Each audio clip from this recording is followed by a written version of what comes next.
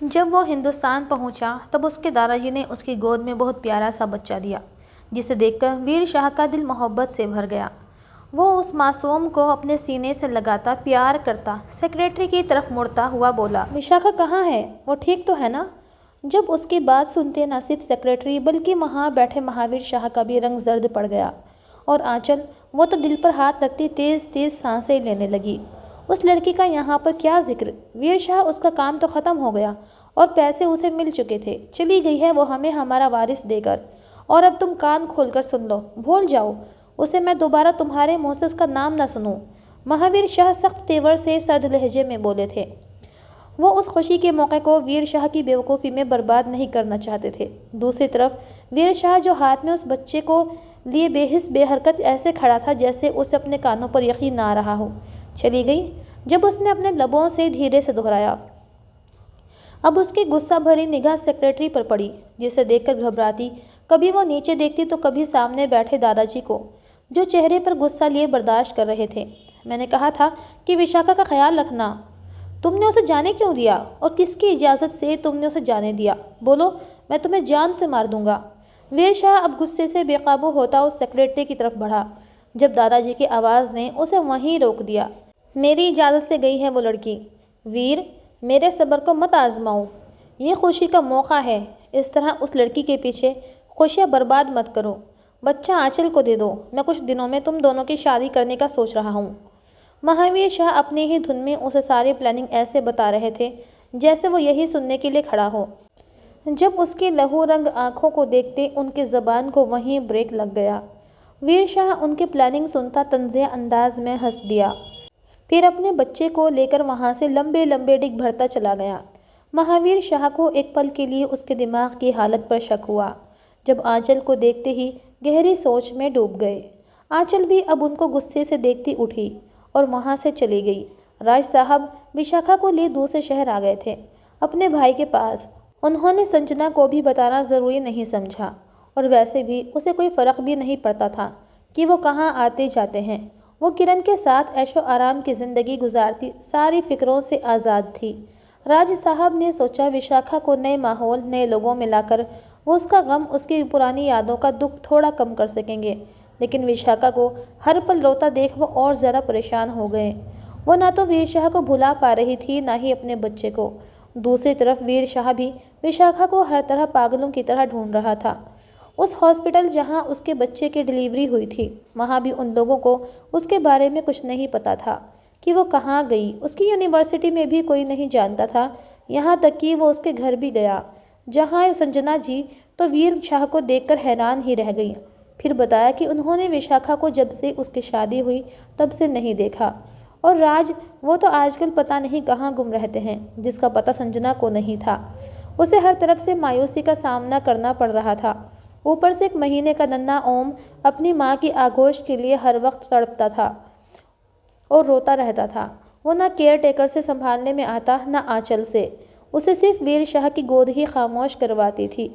बाप की गोद में लेते ही वो सुकून की नींद सो जाता।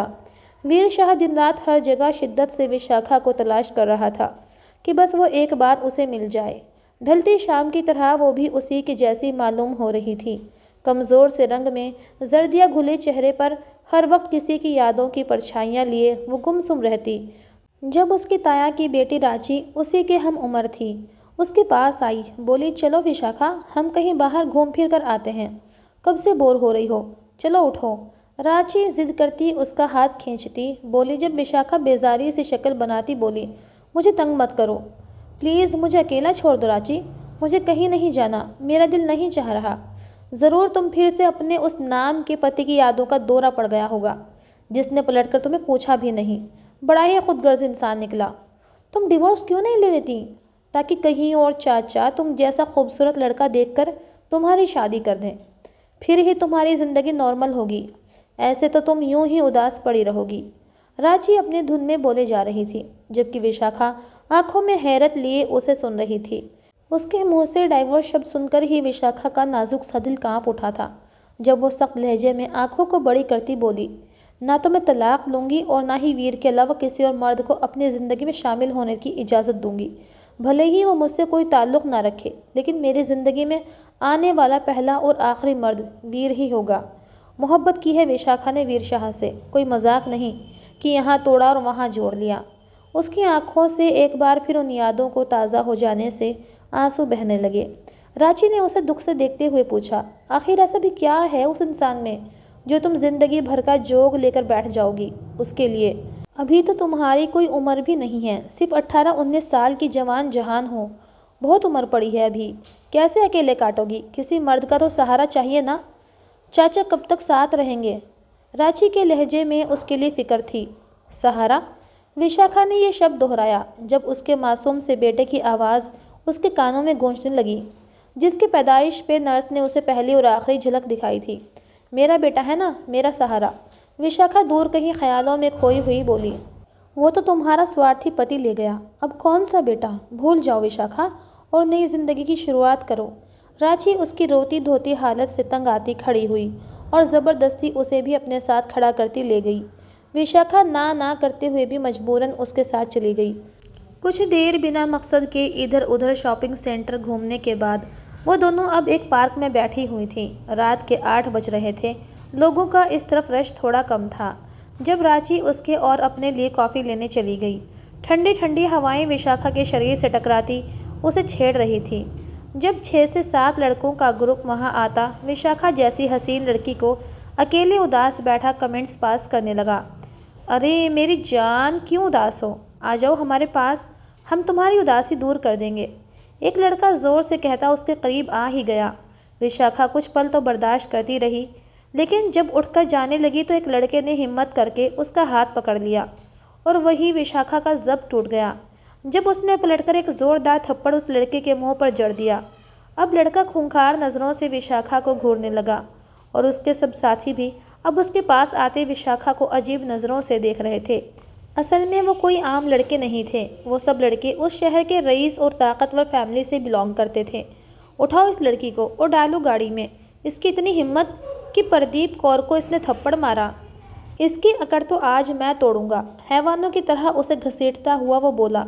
विशाखा घबराती हुई चीख रही थी, लोगों को मदद के लिए पुकार रही थी, लेकिन लोग ये मंजर देखकर डरते हुए वहाँ से भाग रहे थे। किसी में इतनी हिम्मत नहीं थी कि उन लड़कों को रोक ले। अब उन लड़कों ने हाथ में गन पकड़ ली थी। उसकी चीख सुनती रांची अब वहाँ पर भागकर आ गई थी और रोते हुए उन लड़कों से विशाखा को छोड़ने की रिक्वेस्ट कर रही थी। लेकिन जिस लड़के ने विशाखा की कलाई मजबूती से पकड़ रखी थी, रांची से बोला, सामने से हट जाओ, ऐसा ना हो इसके साथ हम तुम्हें भी ले जाएं। उसकी धमकी सुनते ही रांची सहम गई और विशाखा को दुखती निगाहों से देखने लगी। इससे पहले वो लड़के विशाखा को अपनी गाड़ी में ज़बरदस्ती बिठाते, तभी वहाँ 3 बड़ी बड़ी गाड़ियाँ आकर रुकीं, जिनमें लंबे चौड़े ब्लैक सूट पहने बहुत सारे गार्ड्स उतरते और लड़कों को घेर गए। उन लड़कों के साथ विशाखा और रांची भी हैरान परेशान नज़रों से देखने लगी। कौन हो तुम? निकलो यहाँ से, प्रदीप कौर घबराता कमज़ोर सी आवाज़ में धमकी देता बोला। वो गार्ड्स उन लड़कों के सामने एक तो ज़्यादा तादाद में थे और ऊपर से इतने ताकतवर थे कि प्रदीप कौर को एक हाथ से उठाकर हवा में उछाल देते। तभी उस बड़ी सी गाड़ी का दरवाज़ा खोलकर जो इंसान बाहर आया था, उसे देखकर विशाखा को लगा कि उसकी सांसें अभी रुक जाएंगी। वो सब नौजवान लड़के उस इंसान के सामने हाथ बांधकर सर झुकाकर खड़े हो गए। जब वो इंसान प्रदीप कौर के सामने आता, जोरदार घूंसा उसके मुंह पर मार गया, जिससे वो विशाखा का हाथ छोड़ता दूर जाकर गिरा। उसके हाथ से गन दूर जाकर गिरी। वो मुंह पर हाथ रखे नीचे ज़मीन पर गिरकर तड़प रहा था। उसके बाकी दोस्तों के भी पसीने छूट गए जब वो उसके सामने रोते हुए माफ़ी मांगने लगे, लेकिन वो शख्स तो बस गुस्से से घूर घूर कर सामने देख रहा था जहाँ विशाखा खड़ी थी। तभी विशाखा ने कांपते होंठों से वीर शाह का नाम पुकारा और उसकी आंखों से कई मोती टूटकर गिरे। वो तो उसे देखते पलके झुकाना ही भूल गई जब वीर शाह गुस्से से गुर्राया, आओ इन लड़कों को और पुलिस स्टेशन ले चलो, मैं वहीं आकर इन्हें देखता हूँ। उसके गार्ड्स वीर शाह की आवाज़ सुनते फौरन हरकत में आते हुए उन लड़कों को उठाने लगे जो अब बच्चों की तरह रो रहे थे। तभी वीर शाह खतरनाक तासुरात लिए विशाखा की तरफ बढ़ा और ज़ोर से उसका हाथ खींचकर अपने साथ ले जाने लगा। विशाखा जो किसी गुड़िया की तरह उसके साथ बिना किसी एतराज़ के चल रही थी, रांची की आती आवाज़ पर रुक गई। अरे कौन हैं आप और मेरी बहन को कहाँ लेकर जा रहे हैं? प्राची उन लड़कों से ज़्यादा वीर शाह से डरी सहमी दिखाई दे रही थी, जिसका रोब और दबदबा आम इंसानों जैसा बिल्कुल नहीं था। तभी वीर शाह मुड़ा और बर्फीले लहजे में रांची से बोला, मैं विशाखा का पति हूँ, वीर शाह। इन्हें अपने साथ लेकर जा रहा हूँ। ये कहता हुआ वो तूफान की तरह अपने साथ विशाखा को भी ले गया। जब रांची भागती घबराती घर वापस आती हुई राज साहब को सारी बात बता गई, जिसे सुनकर राज साहब अपना सर पकड़कर बैठ गए। घबराओ मत राज, हम चलते हैं वीर शाह के पास, उससे बात करते हैं। ऐसे कैसे वो हमारी बच्ची को ज़बरदस्ती अपने साथ ले जा सकता है? जब उसे उसका बच्चा मिल गया तो कॉन्ट्रैक्ट के हिसाब से तो अब विशाखा पर उसका कोई हक नहीं रहा। राज साहब के बड़े भाई उन्हें तसल्ली देते बोले, जिस पर राज साहब भी सर हिलाते उठे थे। आप मुझे इस तरह ज़बरदस्ती अपने साथ नहीं ले जा सकते, मुझे घर छोड़ दें। विशाखा गहरी सांस लेती बिखरी आवाज़ में बोली, अभी ज़बरदस्ती की ही कहाँ है प्यारी बीवी, अभी तो ज़बरदस्ती करूँगा। तुमने मेरी नरमी का बहुत फ़ायदा उठाया, लेकिन अब मैं तुम्हारी एक नहीं सुनूंगा। आंखों में गुस्सा और प्यार लिए वो मिले जुले जज्बात से उसे घूरते हुए बोला, कैसी बीवी? विशाखा हल्की सी हंसी, कॉन्ट्रैक्ट के हिसाब से तो आपका और मेरा संबंध यही ख़त्म था। वीर, आपकी बीवी मैं नहीं, आंचल है, जो इस वक्त आपके बच्चे के साथ घर पर आपका इंतज़ार कर रही है। आप क्यों आए? इस वक्त उसकी आंखों में बेपनाह दर्द था, जिसे देखकर वीर शाह का दिल तड़प गया। तभी उसकी कमर में हाथ डालता वो एक झटके से उसे अपने बेहद करीब कर गया, इतना कि विशाखा पूरी तरह उसके सीने पर गिरी, थर थर काँप रही थी। वीर की गरम गरम सांसें उसके चेहरे पर पड़ती उसे बेचैन कर गईं। जब वह दूर होने की कोशिश करती और उसके नज़दीक हो गई, इतने कि वीर शाह ने बहुत आराम से आगे बढ़कर उसे अपनी मजबूत बाहों में लेते उसके होंठों पर अपनी मोहब्बत की मोहर लगा दी, जिससे विशाखा का वजूद ठंडा पड़ गया। विशाखा, मैं तुमसे बहुत मोहब्बत करता हूँ। ये सच है, कॉन्ट्रैक्ट तक और शादी से पहले जब मैं तुमसे नहीं मिला था, मेरे दिल में ऐसा कोई जज्बा नहीं था, लेकिन जब उस रात मैंने तुम्हें महसूस किया, मैं कसम खाता हूँ ओम की, मेरा दिल बदल गया है, मेरे एहसास बदल गए हैं। तुम मुझे अच्छी लगने लगी, इसलिए तुम्हारे करीब फिर मैं नहीं आया। मुझे लगा तुम मुझसे उस डील को लेकर, आंचल की तरफ से फैलाई गलतफहमी को लेकर नफरत करती हो। मैं डरता था तुम्हें या मेरे बच्चे को कोई नुकसान ना हो जाए, इसलिए मैं बाहर चला गया, लेकिन मैं एक पल के लिए भी तुमको नहीं भूल पाया। तुम हर पल हर दम मेरी यादों में ज़िंदा रही। मैं कब तुमसे बेपनाह मोहब्बत करने लगा मुझे पता ही नहीं चला, लेकिन मैं अब तुम्हारे बिना नहीं रह सकता। तुम मुझे क्यों छोड़कर आई? एक बार भी तुमने हमारे बच्चे के बारे में नहीं सोचा। वीर शाह उसे बेहद प्यार और दिल की गहराइयों से बोलता हुआ उसके चेहरे के एक एक नक्श को छूता हुआ महसूस कर रहा था। झूठ बोल रहे हैं आप, मुझसे मोहब्बत करते हैं। फिर वो आंचल, आपकी होने वाली बीवी, वो कहाँ गई? उसको जब पता चलेगा कि आप मेरे पास आए हैं, वो फिर मुझे मारेगी। विशाखा बच्चों की तरह मुंह बनाती आंसू साफ करती बोली।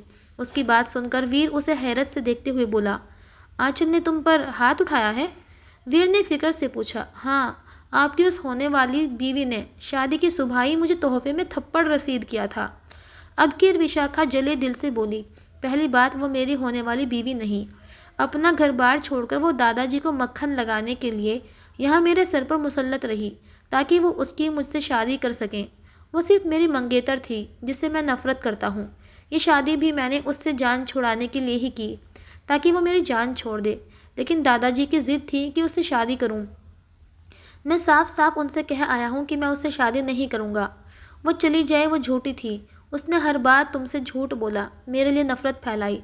दादाजी को भड़काने वाली भी वही थी। लेकिन अब नहीं, अब सब कुछ ठीक हो जाएगा। तुम आ गई हो ना? उसकी आंखों की सच्चाई देखते विशाखा एक बार फिर से शिद्दत से रोने लगी। कितनी बड़ी बेवकूफ़ थी वो, एक गलत फहमी की वजह से अपना घर बार, मोहब्बत करने वाला पति, बच्चा, सब कुछ छोड़ आई थी। एक बार भी उसने बात करना ज़रूरी नहीं समझा। कितनी मुश्किल झेली, लेकिन उस सब में वो अकेली नहीं थी, वीर भी उसके साथ था। उसने भी विशाखा के लिए तकलीफ़ें उठाई थीं। बेख्तियार वो उसके सीने से लग गई। जब वीर उसके कान पे झुकता सरगोशी करता हुआ बोला, यार तुम्हारी कुर्बत की मदहोशी पहले ही मेरे सर चढ़कर बोल रही है, अब इतना करीब आओगी तो बंदे ने तो बहकना है ना। आंचल एकदम सटपटाते हुए उसे दूर होती हुई सामने देखने लगी, जहाँ ड्राइवर अपनी धुन में मस्त गाड़ी चला रहा था। वीर शाह मुस्कुराता हुआ उसकी कलाई थामकर एक बार फिर उसे खुद से लगा गया। वीर शाह और विशाखा जब विला में एंटर हुए तो विशाखा को बच्चे की तेज़ तेज़ रोने की आवाज़ आने लगी। वो भागकर रूम में जाती सामने देखकर वहीं रुक गई।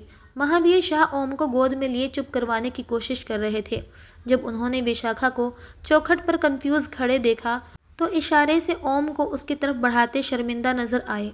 विशाखा आंखों में आंसू लिए भागकर आती हुई ओम को गोद में लेती सीने से लगा गई।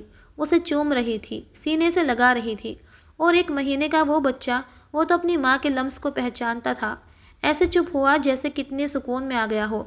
वीर शाह अंदर आता हुआ प्यार से विशाखा और ओम को सीने से लगा गया। वही तो अब उसकी पूरी जिंदगी थे, उसका सब कुछ। महावीर शाह जाते जाते पलटकर उनको देखते मुस्कुरा दिए। कितनी कोशिश की थी उन्होंने कि वीर शाह की जिंदगी से विशाखा को निकालने के लिए, लेकिन उसकी मोहब्बत की ताकत के आगे वो हार गए थे। राज साहब और उनके बड़े भाई वीर से बात करने के लिए घर से निकल पड़े थे। जब रास्ते में उन्हें विशाखा का फ़ोन आया, पापा आप बिल्कुल परेशान मत हो, मैं वीर के साथ आ गई हूँ, मैं बहुत खुश हूँ। वीर ने मुझे पूरे ख़ानदान के सामने अपना लिया है और ओम मेरा और वीर का बेटा है। दादाजी भी मुझे कबूल कर चुके हैं। मेरा ओम, मेरा बेटा मेरे पास है। वीर शाह मुझसे बहुत मोहब्बत करते हैं। मैं और वीर ओम को लेकर आपसे मिलने आएंगे, आप फिक्र मत कीजिए। विशाखा की चहकती हुई आवाज़ राज साहब की आंखों में आंसू ले आई जब वो ऊपर वाले का शुक्र करते खामोशी से फ़ोन रख गए। उनके रब ने उनकी बेटी की खुशियों की और उस पवित्र रिश्ते की लाज रख ली। एक माँ को उसका बेटा और एक पति को उसकी महबूब पत्नी से मिला दिया। उन्हें और क्या चाहिए था कि वह खुश थे, बहुत खुश। विशाखा प्यार से सोते हुए ओम को देख रही थी जब पीछे से किसी ने उसे अपनी मजबूत बाहों के हिसार में लिया। जब वो शर्मा कर मुस्कुरा दी, तुमने अभी तक अपनी मोहब्बत का इजहार नहीं किया मुझसे। मैं सुनना चाहता हूँ विशाखा, कि विशाखा का दिल क्या कहता है। वीर शाह उसकी गर्दन पर मोहब्बत की मोहर लगाता हुआ बोला। जब विशाखा उसके सीने से लगती हुई बोली, मैं आपसे बहुत मोहब्बत करती हूँ वीर, पहले दिन से, जब से आपको देखा। ना आपसे पहले कोई मेरी ज़िंदगी में आया, ना आपके बाद कोई आएगा। इस दिल पर सिर्फ आपके नाम की मोहब्बत की मोहर लगी है। ये कहते ही वो उसके होठों पर अपनी मोहब्बत की छाप छोड़ती महकने लगी। वीर शाह तो पहले ही उसकी मोहब्बत में दीवाना था। उसकी मोहब्बत का नशा मिलते ही वो खुद को भूलता उसमें खोने लगा और दूर आसमान पर चमकता चांद उनकी मोहब्बत को देखकर मुस्कुरा दिया। आज की कहानी का अंतिम भाग यहीं तक था। इसी तरह की कहानी सुनने के लिए चैनल को सब्सक्राइब कीजिए। कहानी पसंद आए तो लाइक कीजिएगा।